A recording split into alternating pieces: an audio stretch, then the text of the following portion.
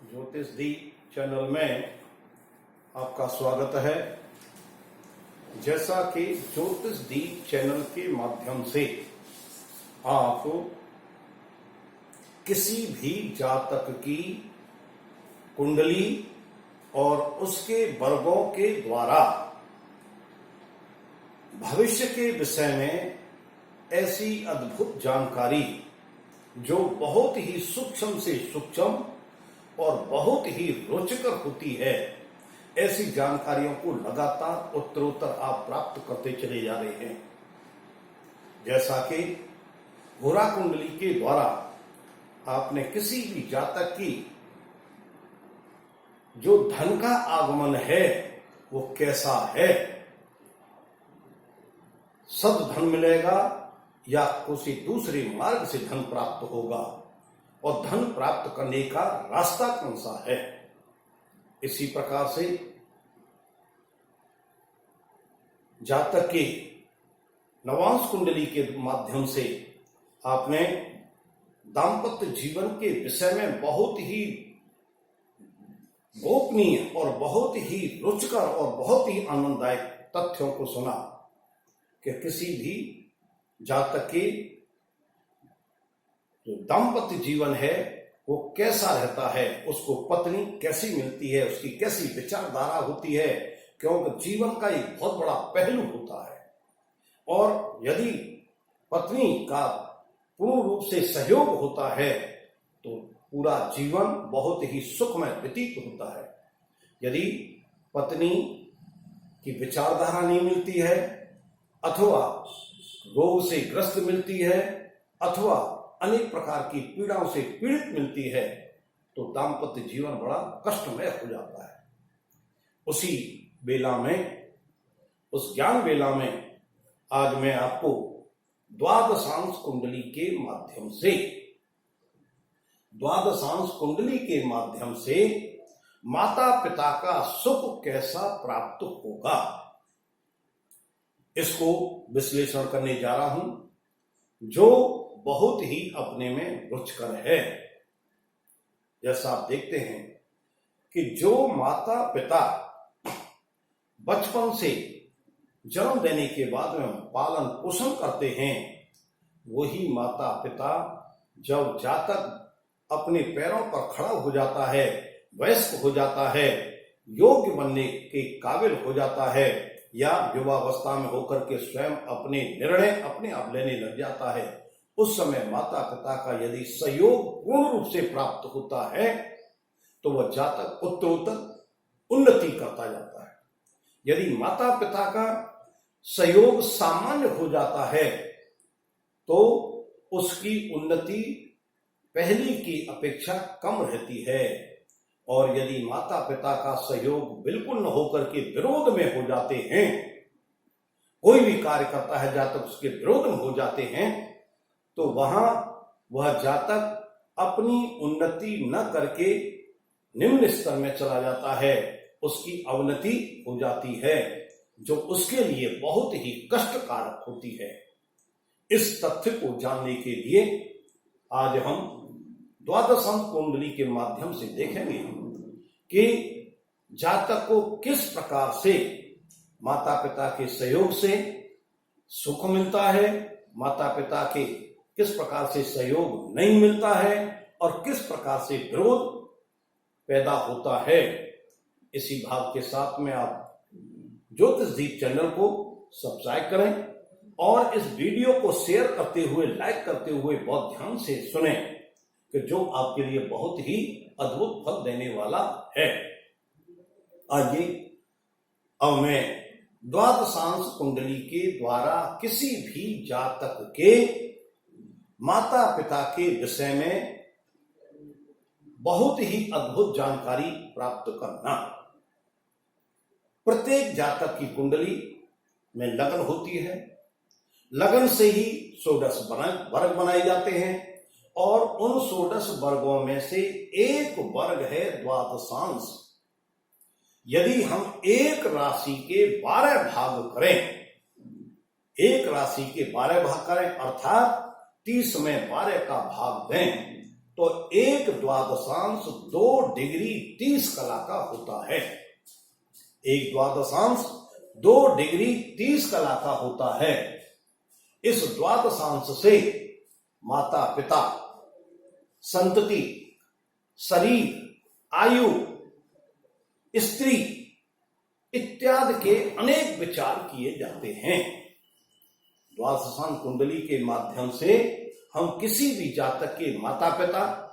उनका माता पिता का जातकों को सुख प्राप्त होगा अथवा नहीं, माता पिता की विचारधारा मिलेगी अथवा नहीं, माता पिता का किस प्रकार का उनके साथ में व्यवहार रहेगा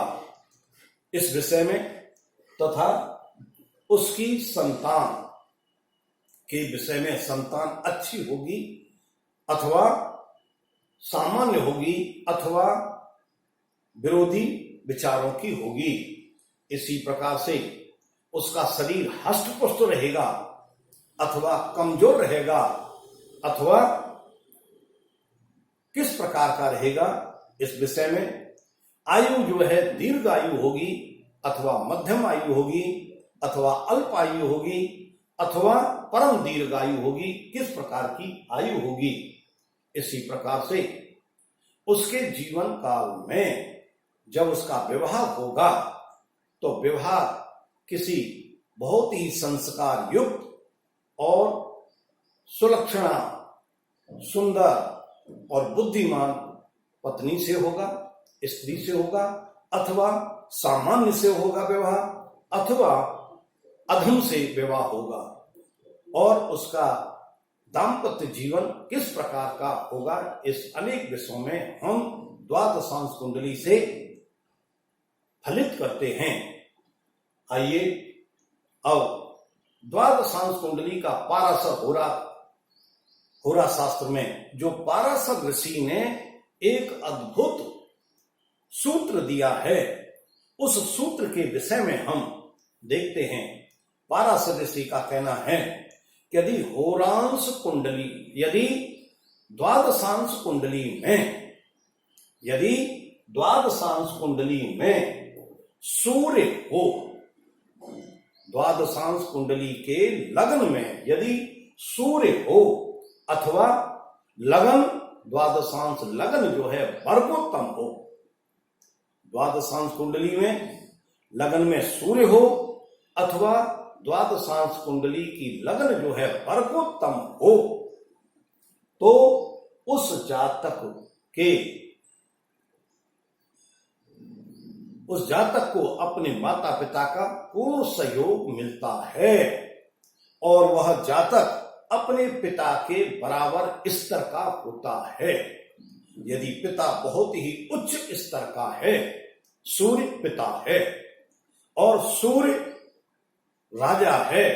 सूर्य साम्राज्य है, जब सूर्य लगन में रहता है तो वह राजा के तुल्य उसका व्यवहार रहता है, राजा के तुल्य उसका रहन सहन होता है, राजा के तुल्य उसका साम्राज्य होता है। यदि लगन में द्वादशांश कुंडली के लगन में सूर्य है तो उसका पिता बहुत ही उच्च स्तर का होगा, उसका राजपाट या उसका जीवन काल बहुत ही राजा तुल्य होगा और वह उच्च स्तर से रहने वाला होगा। यदि किसी जातक की कुंडली में सूर्य द्वादशांश लग्न में है या लग्न वर्गोत्तम है तो वह जातक भी अपने पिता के समान राजतुल्य अथवा बहुत ही उच्च स्तर से रहने वाला और बहुत ही सुख में जीवन व्यतीत करने वाला होता है। दूसरा महर्षि पाराशर का सूत्र है कि यदि द्वादशांश लगन का स्वामी, यदि द्वादशांश लगन का स्वामी 6-8 त्रिक भाग में 6-8-12 में, यदि द्वादशांश कुंडली के लगन का स्वामी 6-8-12 में त्रिक स्थान में बैठा हो और पाप दृष्ट हो तथा यदि पाप दृष्ट हो तो उसका माता पिता का सुख प्राप्त नहीं होता है। जब सुख प्राप्त नहीं होता है तो वह अपने माता पिता के स्तर से बहुत ही कम नीचे रह जाता है और वह उस सुख के लिए तड़पता रहता है। जो उन्नति वो अपने माता पिता के समान करना चाहता है उसको प्राप्त नहीं कर पाता, क्योंकि आप जानते हैं कि प्रत्येक जातक अपने जीवन में सदैव ये चाहता है कि मैं दूसरों की अपेक्षा अधिक से अधिक उन्नति प्राप्त करूं, मेरा स्तर जो है वो बहुत ही उच्च हो। और एक माता पिता की भी भावना रहती है कि मेरा पुत्र जो है मेरे से अधिक उन्नति करे। लेकिन जिसकी द्वादशांश कुंडली का लग्न का स्वामी तृक में होगा, 6, 8, 12 में होगा, वह उसके स्तर का नहीं हो सकेगा, वह माता पिता के स्तर की प्राप्ति नहीं कर पाएगा, उससे नीचे ही रहेगा और जीवन भर पश्चाताप करता रहेगा। महर्षि पाराशर का तीसरा सूत्र है कि यदि द्वादशांश लग्न का स्वामी नीच हो अथवा अस्तांगत हो अथवा शत्रु क्षेत्री हो तो वह जातक बहुत ही भाग्यहीन होता है, वह अपने जीवन में बहुत ही कष्ट प्राप्त करने वाला होता है। आइए आपको 3 कुंडलियों के माध्यम से द्वादशांश का फल बतलाता हूं। ये पहली कुंडली है इस जातक की जिसमें द्वादशांश लगन में बुध बैठा हुआ है और सूर्य जो है त्रिक में, सूर्य जो है त्रिकोण में, त्रिकोण का स्वामी त्रिकोण में बैठा हुआ है। 5th हाउस में सूर्य जो है अपनी राशि में बैठा हुआ है। इस जातक के आप देखते हैं कि 2nd हाउस का स्वामी शुक्र भी धन भाव में बैठा हुआ है तथा यह जातक बहुत ही अपने कठोर परिश्रम से अपने माता पिता के स्तर से इसने बहुत अधिक उन्नति की और अपने स्तर को अपने परिश्रम के द्वारा बनाया। इसी प्रकार से ये दूसरी कुंडली में देख रहे हैं आप कि ये दूसरी कुंडली जिसकी द्वादशांश लगन धनु है और धनु लगन में सूर्य लगन में बैठा हुआ है, जिससे इस जातक का जो स्तर है वो अपने माता पिता के स्तर के बराबर है। अर्थात इस जातक को इसके माता पिता का पूर्ण सहयोग है और उस पूर्ण सहयोग के माध्यम से यह जातक उत्तरोत्तर उन्नति करता चला जा रहा है, अपने स्तर को बढ़ाता चला जा रहा है, अनेक प्रकार की सुख सुविधाओं को प्राप्त करता जा रहा है, जो जीवन का एक अद्भुत और अनुपम इसके लाभ की प्राप्ति की एक सबसे बड़ा योगदान है। उस योगदान के माध्यम से यह जातक उत्तरोत्तर बढ़ता चला जा रहा है। इस जातक के लग्नेश धन भाव में बैठा हुआ है जो नीच का है, लेकिन धन की प्राप्ति लगातार होती चली जा रही है। इस जातक का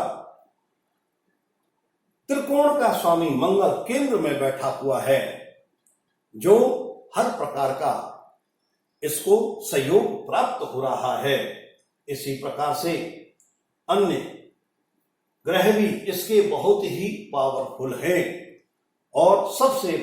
प्रधान एक सूत्र के द्वारा सूर्य के लगन में होने से इस जातक को पूर्ण रूप से माता पिता का सहयोग प्राप्त हो रहा है, जिससे उत्तरोत्तर यह उन्नति करता चला जा रहा है। इसी प्रकार से तीसरी कुंडली, यह तीसरी कुंडली कन्या लगन की है और यह कन्या लगन में भी सूर्य बैठा हुआ है। यह जातक भी बहुत ही प्रभावशाली है। और इस जातक का अपने पूरे परिवार के ऊपर बड़ा अनुशासन है, पूरे परिवार को बांध के रखते हैं और अपने माता पिता के स्तर से बहुत ऊंचा स्तर बनाए हुए हैं, चंचल हैं स्वभाव में, दूसरों को कंट्रोल करने वाले हैं और हर प्रकार से परिवार को बहुत अच्छे ढंग से चला रहे हैं। जैसा कि देख रहे हैं कि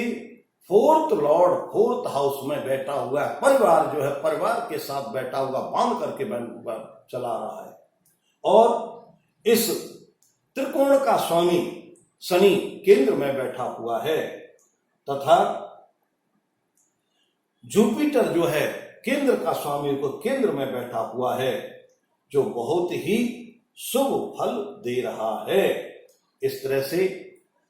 लाभेश केंद्र में बैठा हुआ है।